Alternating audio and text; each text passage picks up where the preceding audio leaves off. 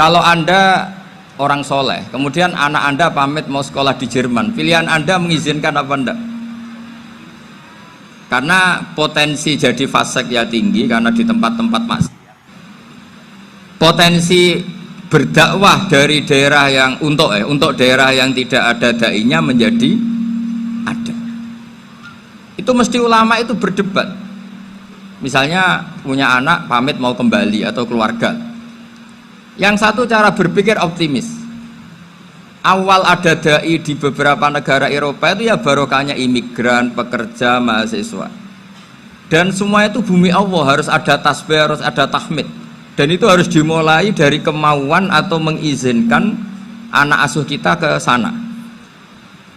Tapi di sisi yang lain potensi jadi fasik itu tinggi sekali. Wamana iman pas-pasan.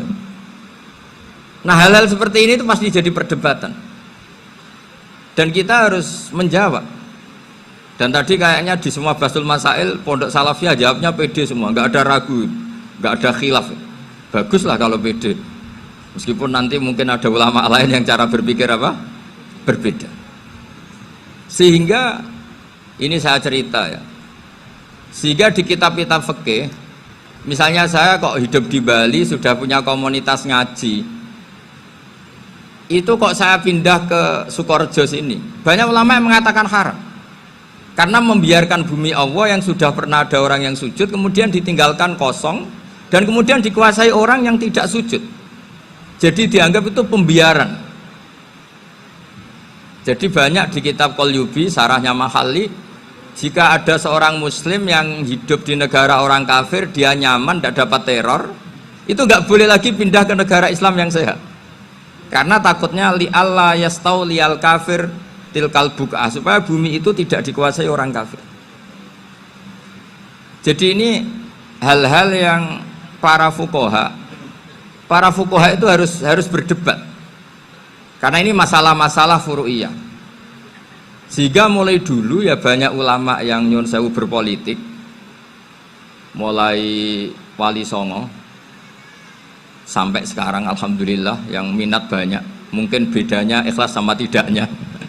Tapi kalau saya pernah dikeluhin utusan dari ya komunitas Islam Indonesia itu dulu itu ceritanya banyak yang dari Kamboja. Dari kalau dulu orang ceritanya itu orang Cempa. Itu setelah di Indonesia besar Wali Songo dan Brawijaya 5 itu sudah mulai oleng, itu singkat cerita mereka berpikir ingin bikin kerajaan apa? Islam di Demak Mintoro dengan raja pertama yaitu Raden Fatah, karena Raden Fatah ini putra Brawijaya. Padahal setelah jadi kerajaan ini era cucu sudah konflik, berebut kekuasaan. Akhirnya sampai jadi Jipang, jadi Jogja, jadi Solo dan seterusnya. Tapi kata Mbah Mun itu tetap barokah kata. Karena orang Islam terus terbiasa mimpin. Sekeliru-keliru sidik, pokoknya orang Islam biasa mimpin. Sehingga zaman Mbah Hashim ya sudah mimpin Masumi, zaman Ki As'ad pengaruhnya besar, sampai sekarang Kiai-Kiai pengaruhnya besar. Nah barokahnya Kiai-Kiai pengaruh besar ini sampai moral jadi ukuran. Misalnya sekarang ada calon bupati kok nggak sholat, itu pasti kalah. Jadi sholat itu jadi tolok ukur untuk calon apa? Bupati. Meskipun mungkin punya efek pura-pura sholat, tapi nggak apa-apa lah, sementing moral ini jadi ukuran. Sementara yang di Thailand, di Patani, itu karena dulu pelajarannya tasawuf, itu orang nggak ambisi mimpin dunia. Tahu-tahu dipimpin. Dan akhirnya nyuwun sewu ya saage Islam-Islam yang dulu terlalu tasawuf, karena nggak punya pengalaman memimpin, akhirnya lazimnya konsekuensinya hanya dipimpin. Tapi Islam Indonesia beda.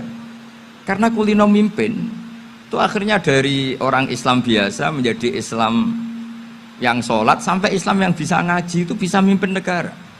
Tentu yang paling populer dimulai Gus Dur.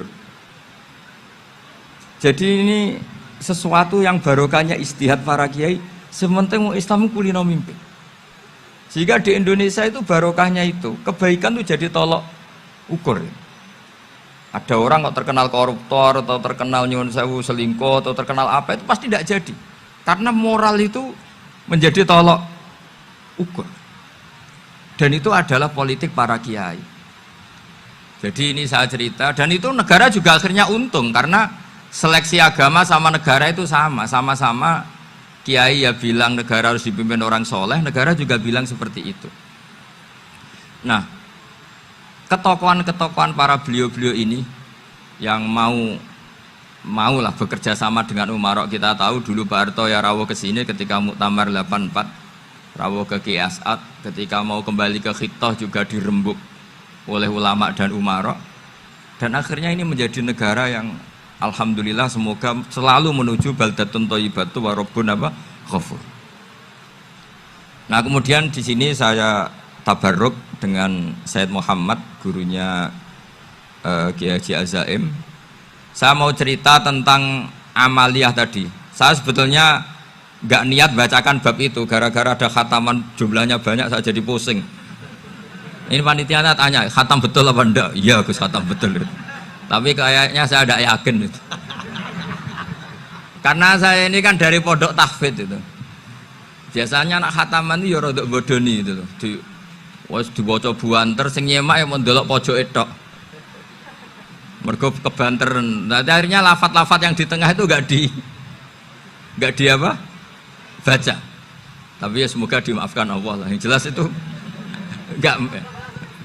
Tapi saya mau cerita ya. Jadi cara berpikir Sayyid Muhammad ini nanti juga saya teruskan di Ma'had Ali. Ini saya baca ya. Di antara yang diyakini madhab Malikiyah, ini saya baca saja teksnya. Jadi ada riwayat namanya, kalau Sayyid Muhammad bahasakan itu Ataqoh Somadiyah. Kalau di Indonesia kadang orang bilang Al-Ataqoh Al-Kubro, yaitu dengan membaca surat Ikhlas. Di sini jumlahnya hanya 100 kali, Kila 1000 kali. Tadi berapa semua? 700 juta ini sudah susuk banyak ini. Di sini hanya 40, riwayat lagi 100, 1000. Terus sampai tadi berapa? 800 juta. Wah, ini sudah susuk ini. Itu anak cucu sampean pasti masuk surga itu kalau gitu. Ini saya baca, ini kitabnya Sayyid Muhammad ini. Suratul Ikhlasi wal Itqu minan nar. Akhrajat Tabrani fil Kabir an Fairuz ad-Dailami wa wa ibnu Ukhtin Najasi. Wa qad khadaman Nabiyya sallallahu alaihi wasallam. Orang ini jadi khadimnya Nabi. Qala Rasulullah sallallahu alaihi wasallam, "Man qara'a qul huwallahu ahad mi'ata marratin fi shalat ghairiha kataballahu lahu bara'atan minan nar." Ini hanya berapa ini? Mi'ata marrah. Berarti kalau satu orang itu cukup 100. Tadi sudah untuk 7 turunan tadi untuk orang berapa? 800 juta. Ya, untuk 7 turunan cukup ya? Untuk 7 turunan. Ya, sudah susuk ini, sudah susuk ini. Aduh, ribet ini. Nah, ini tak cari pembenarannya, ini supaya keren. Ini di halaman 188 Abwabul Farad. Warwa Ibrahim bin Muhammad Al-Khiyari fi fawaitihi an Hudzaifah marfu'an. Man qara'a qul huwallahu ahad alfa marratin faqad ishtara nafsahu minallah. Berarti 100, ada riwayat lagi 1000. Nanti tak carikan lagi yang berapa? 1 miliar mungkin. Jangan banyak-banyak. Nah, ini saya baca ya. Wa hadzal adatu huwa al-ma'rufu bi ataqatis somadiyah. Wa qad nassa jama'atun mutaakhiril malikiyah ala istihbabi ataqatis somadiyah. Wa haddu ala qiraatiha wa istimaliha. Minhum Asy-Syaikh Abdus Salam Al-Asmar sak teruse ini. Jadi kullu haula'i istahabbu ataqatas somadiyah ma'atirafi ba'dihim kal misnawi bisyidati fi hadisiha. I'timadan ala anna hadza minal fadha'il allati yutasahalu fiha. Faman sa'a yasta'milaha roja'a khusula ma fiha fala ba'sa bidzalik ala syarti alla ya'taqida thubuta dzalika anin nabi sallallahu alaihi wasallam hatta la yaqa fil kitsbi alaihi. Jadi intinya itu silahkan Anda bikin jumlah sesuai versi Anda. Yang penting Anda jangan kampanye kalau itu perintah Kanjeng Nabi Muhammad sallallahu alaihi wasallam. Karena kalau kamu atasnamakan Nabi kemudian jumlahnya sampai 800 berapa? 800 juta, berarti Nabi mengajarkan masyakoh pada umatnya. Jadi cukup yang riwayat itu di sini hanya 100, sama 1000. Jadi kalau jumlah tadi untuk 7 apa? Turunan. Jadi kamu harus ditutup dengan doa, ya Allah, semua itu bukan untuk saya tapi untuk 7 turunan. Tolong catat ya Allah, karena itu. Jadi artinya gini loh ya, orang Indonesia yang sering mempraktekkan atakosomadiyah itu bukan tanpa dalil. Ternyata dalam madzhab Maliki, saya masih ingat ketika mbah saya kandung, bapaknya bapak, asmane Mbah Nur Syam, itu wasiatnya minta dibacakan 4000. Yang baca pas itu ya bapak sama anak-anaknya. Dan kemudian alhamdulillah zaman akhir itu mulai agak ngawur. Kalau ada acara itu wong liya kon maca anake mlebu metu gak melok maca. Itu keliru, saya jamin itu keliru.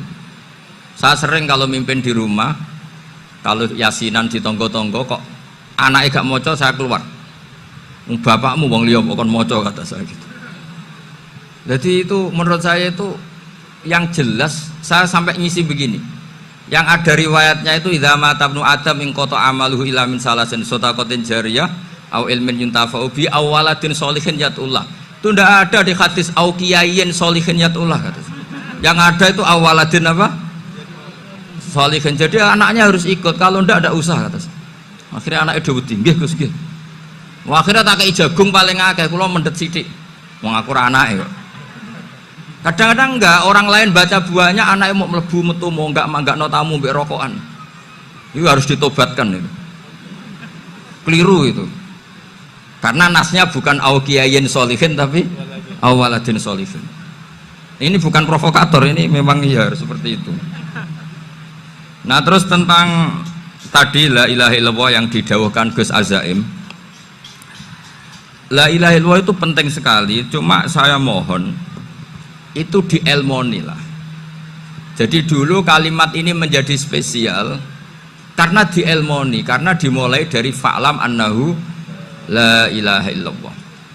Terusannya ayat tuh wastaghfir li dzambika walil mu'minina wal mu'minat. Saya ulang lagi ya. Terusannya ayat tuh wastaghfir li dzambika walil mu'minina wal mu'minat. Makanya menurut mazhab Sadili, kamu disuruh baca la ilaha illallah dulu, jangan istighfar dulu. Saya ulang lagi ya. Dalam mazhab Sadiliyah itu la ilaha illallah dulu, nggak boleh istighfar dulu. Alasannya masuk akal. Orang yang kafir 70 tahun itu sekali baca la ilaha illallah itu langsung yughfar lahum ma qad salaf. Sehingga la ilaha illallah sendiri sudah punya kekuatan supaya dosa kita diampuni. Qul lil ladzina kafaru iyantahu yughfar lahum ma qad salaf. Cara menghentikan kekafiran gimana? Dia melafadzkan la ilaha illallah. Ini kalimat yang begitu saktinya sampai orang yang kafir puluhan tahun itu dosanya semuanya terhapus hanya karena melafadzkan la ilaha illallah. Nah, makanya kata Abdul Hasan As-Sadili, wastaghfir li dzambika ay bihadil kalimah. Seseorang sah diistighfar itu kalau melafadzkan la ilaha illallah. Misalnya ada orang kafir mati kafir, sah enggak anak cucunya mengistighfari dia? Tidak sah karena belum melafadzkan la ilaha illallah. Makanya kata Abdul Hasan As-Sadili, wastaghfir li dzambika ay bihadil kalimah. Sehingga lafadz ini spesial betul. Tapi kadang-kadang beberapa mursyid cara berpikir lain. Ini kalimat thayyibah harus dibaca orang suci, sehingga mendahulukan apa? Istighfar. Untuk supaya pas ngelafatkan kalimat thayyibah sudah dalam keadaan apa? Suci. Itu juga masuk akal. Tapi secara meyakinkan saya sendiri lebih mengikuti manhajnya Abil Hasan As-Sadili karena alasannya tadi, yang kafir puluhan tahun saja langsung luntur dosanya karena melafadzkan la ilaha illallah. Artinya la ilaha illallah sendiri sudah bagian dari istighfar. Nah, ya tadi buktinya fa'lam annahu la ilaha illallah terus wastaghfir li dzambika walil mu'minina. Jadi orang sah diistighfari itu setelah dipastikan sah tauhidnya. Jadi setelah tauhidnya sah yaitu la ilaha illallah baru sah apa? Diistighfari. Sehingga orang kafir, saya ulang lagi, orang kafir yang mati kafir anak cucunya tidak boleh apa? Tidak boleh menistighfar. Terus saran saya kedua, la ilaha illallah itu filosofinya itu nafyun li uluhiyati ghairillah wa isbatun li uluhiyatillah wahda. Filosofi la ilaha illallah itu gimana? Menafikan semua selain Allah itu tidak Tuhan dan hanya menuhankan Allah semata. Nah itu caranya gimana? Caranya kita harus terbiasa ini, karena tadi saya dibilangin panitia ini rata-rata mustameknya atau mustamiatnya ini santri. Caranya gimana? Dilatih pakai logika. Saya berkali-kali cerita kalau ngaji, saya sekaligus kampanye. Allah itu Tuhan yang begitu fair. Untuk menjadi Tuhan Allah mempersilahkan, ada kualifikasi Tuhan. Jadi boleh dikompetisikan, itu boleh kata Allah. Gak apa-apa kamu ngaku Tuhan gitu kata Allah.